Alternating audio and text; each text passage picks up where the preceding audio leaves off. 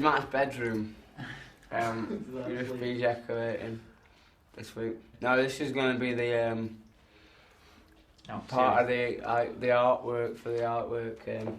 Juno and have like done and like a load of illustrators have done this house up. I'm not sure where it is, like near Liverpool. Somewhere.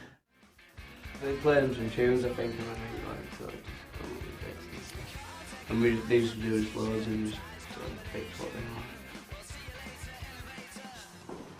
Right, this is the bathroom. Now, before we came in here, how was this room? This was devastation. It was yellow. It had a yellow wallpaper. It was rustic. Yeah, it was nothing rough. Mahogany, lots of mahogany. Awful. Well, we all remember. We wanted something that's modern. We wanted. Well, open your eyes. Oh my god! Oh, and the dog. Oh, dog with a tattoo. 54. Which is your favourite number, Ken? Yeah.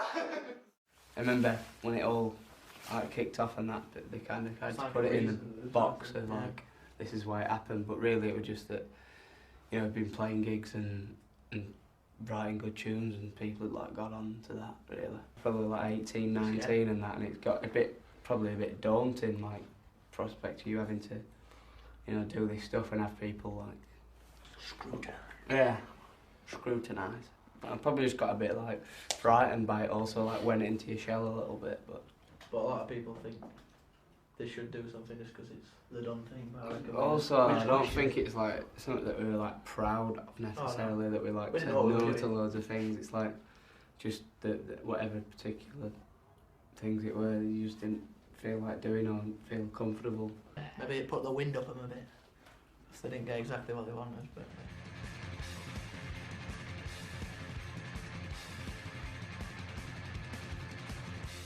approached it very different this album, didn't we, like, compared to the last one? Yeah, it's like the last thing, everything we like done, and we'd already like played all tunes on tour and stuff, and before when we'd done it, we'd been touring these songs and we just sort of were trying to capture what we'd been doing live and that, and it would pretty simple. But this time, it's backwards. Yeah, we'd spent a lot of time in the studio and we got more into like sounds and stuff of it year and that, I think, so we just wanted to make it interesting. It's quite like paid a lot of attention to drums and stuff, like we always have done that, but like more this time I think. We sort of tried to do interesting rhythms and like not just straightforward structures and stuff. Like I think this is probably like more like the extremes probably, because like the heavier stuff went a bit heavier and like then, but this like softer moments on this record I think probably even like more stripped down than anything on the first as well, so it's just probably just gone like wider.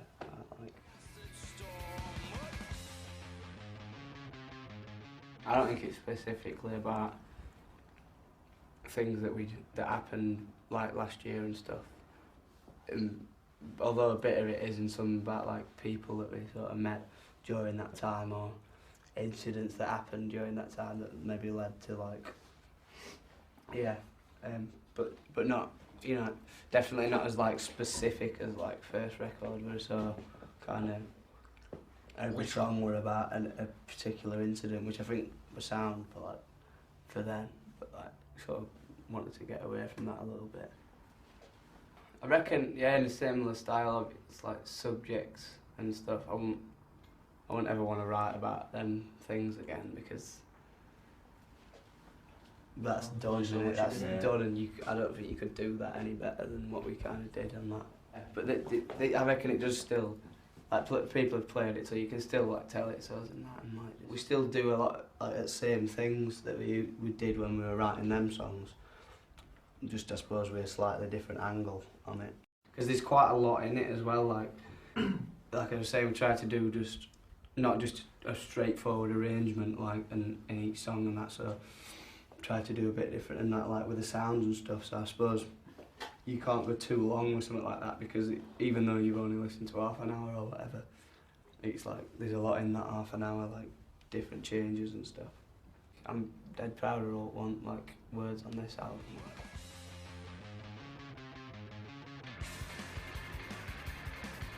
We had a list like quite a very long. Gordon Brown, Gary Barlow, these are all that we're thinking about using. Yeah, I don't know, we're still not like 100%. Black. Colin Jackson. Yeah, The Benson athlete, Phillips. Sally Gunnell. Yeah. Should I talk athlete? We were on Keep it names. You're on Yeah. names for a while. Steve Buckley. Akabusi, I think. Steve Buckley. Maybe. Steve Buckley. Just Akabusi, Yeah. like no. We were on Lesbian Wednesdays for a long time.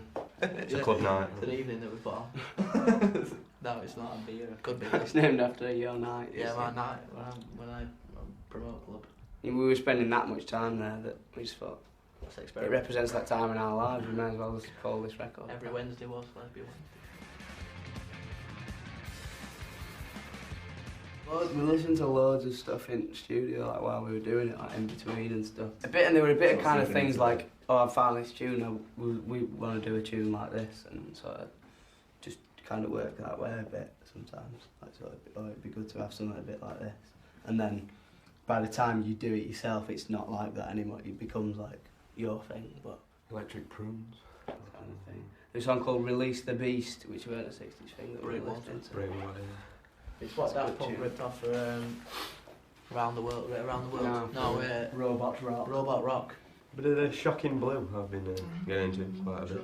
Like loads of bits, like tunes that we just keep putting on, like in between, like while we were doing stuff. There was some of them. Indian Rope Man. That's a big song. Indian Roman, like Brian Brian Auger, Jimmy Driscoll. ESG and stuff as well. Still, like with that were all kind of last year, and that when we listened to that. Charlie and the Chocolate Factory as well. The Willy Wonka song. That one. Yeah. And they go in the chocolate room. Particularly inspiring. Yeah.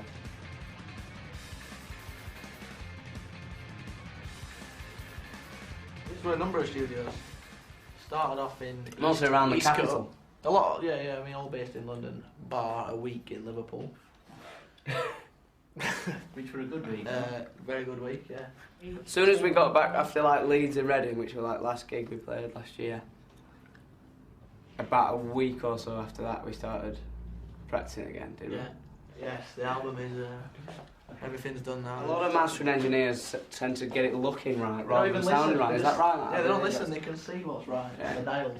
They've done it for years. These guys. James Ford and Mike Crosser. We started doing first record with them, but we didn't finish. We ended up doing it with someone else in the end. I always felt like they were a bit of unfinished business with them. We knew James Ford before he were cool. Yeah, didn't we? nice.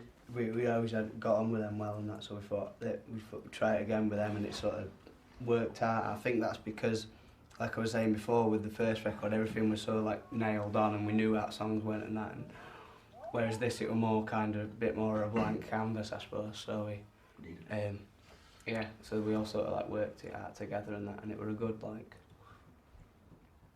I don't know, like a good team I suppose, if you want to say team. No,